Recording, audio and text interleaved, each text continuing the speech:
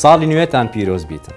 گەشتبینەکان مێژوو دروست دەکەن. هەر ڕۆژێک ئێمە زیندوو بین باش وایە خێر پێشکەشی خەڵک بکەین و خزمەتیان بکەین.